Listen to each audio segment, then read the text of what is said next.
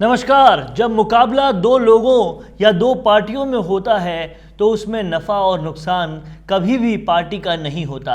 नफ़ा नुकसान होता है जनता का। ऐसे में अगर कोई तीसरा ऑप्शन जनता के सामने होता है तो मुकाबला कड़ा और ज़्यादा स्वस्थ हो सकता है।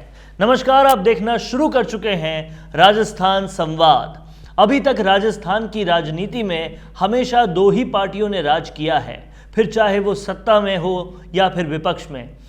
जब से राजस्थान की राजनीति में हनुमान बेनीवाल जैसे नेता आए हैं, तब से राजस्थान की राजनीति की काया पलट कर रख दी गई है। अब तक जनता को वोटिंग मशीन पर सिर्फ कांग्रेस और बीजेपी के ही निशान दिखते थे, पर जनता के भले और विकास का जिम्मा उठाते हुए हनुमान बेनीवाल ने अपनी पार्टी राष्ट्रीय लोकतांत्रिक पार्टी खड़ी की और फिर राजस्थान की राजनीति में पहली बार ऐसा हुआ कि इन दोनों पार्टियों को किसी पार्टी ने कांटे की टक्कर दी।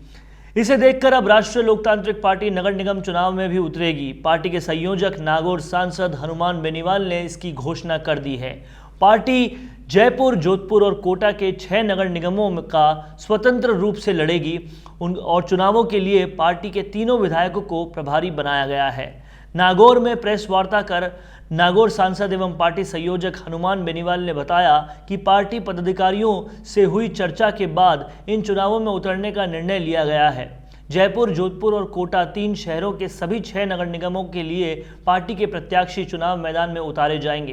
पार्टी स्वतंत्र रूप से ये चुनाव लड़ेगी। बेनीवाल ने कहा कि हम पर चुनाव लड़ने के लिए जनभावनाओं का दबाव है। नगर निगम में चुनाव में बीजेपी के साथ अभी तक गठबंधन की कोई बातचीत नहीं हुई है। पार्टी ने चुनाव का कामकाज देखने के लिए तीनों शहरों में अपने तीनों विधायकों को प्रभारी बनाया है। उल्लेखनीय है कि आरएलपी राजस्थान में एनडीए का घटक दल है।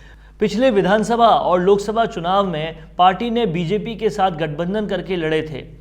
राजस्थान की लोकसभा की कुल 25 सीटों में से 24 पर बीजेपी के सांसद हैं। वहीं नागौर पर बीजेपी से गठबंधन के तहत आरएलपी के लिए ये सीट छोड़ी गई है।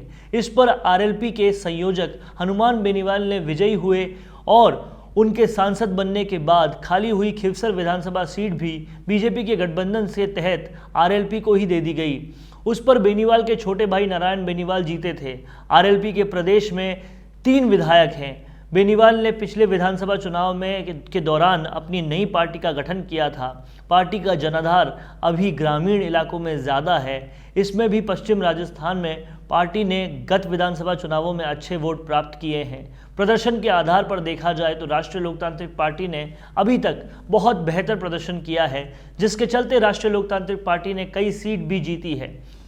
हनुमान बेनीवाल की पार्टी के कारण ही कई लोगों का राजस्थान में थर्ड फ्रंट देखने का सपना भी साकार हो गया, क्योंकि आरएलपी के गठन से पहले जनता के पास सिर्फ 2 ही ऑप्शन हुआ करते थे, कांग्रेस या फिर बीजेपी, जिसका दोनों ही पार्टियां ने खूब मिलजुल कर फायदा उठाया है। क्योंकि ये बात दोनों ही पार्टियां अच्छे से जानती थी कि काम करो या मत करो, 5 साल में तो तख्ता पलट ही जाता है। पर अब आरएलपी मैदान में आते ही दोनों ही पार्टियां अपनी अपनी कमर कसती हुई नजर आ रही है। अब देखना यह है कि नगर निगम चुनावों में आरएलपी भी अपना जादू दिखा पाती है या नहीं। ये थी राजस्थान की राजनीति पर हमारी एक खास रिपोर्ट। ऐसे ही राजस्थान की राजनीति में अपडेटेड रहने के लिए आज ही सब्सक्राइब कीजिए हमारा चैनल राजस्थान संवाद। आज हमने कोर्स किया और कल हम उसको भूल जाते हैं। फिर कंपनी में अप्लाई करते हैं तो कंपनी हमें वापस से ट्रेनिंग देती है। आप जानते हैं ये सब कुछ क्यों होता है? क्योंकि आप जो सीखते हैं उसे उसी वक्त इम्प्लीमेंट नहीं करते।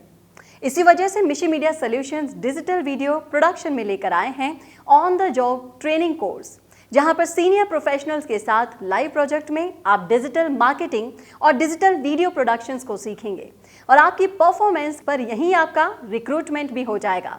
अब जब सब कुछ ऑनलाइन हो रहा है तो जाहिर सी बात है ऑनलाइन वीडियोस की डिमांड भी लगातार बढ़ रही है और इस इमर्जिंग मार्केट में आपका स्वागत करने के लिए तैयार है मिशी मीडिया सॉल्यूशंस। ज़्यादा जानकारी के लिए कॉल करें 9549770549 या फिर आप हमें मेल भी कर सकते हैं mishimedia solutions@gmail.com।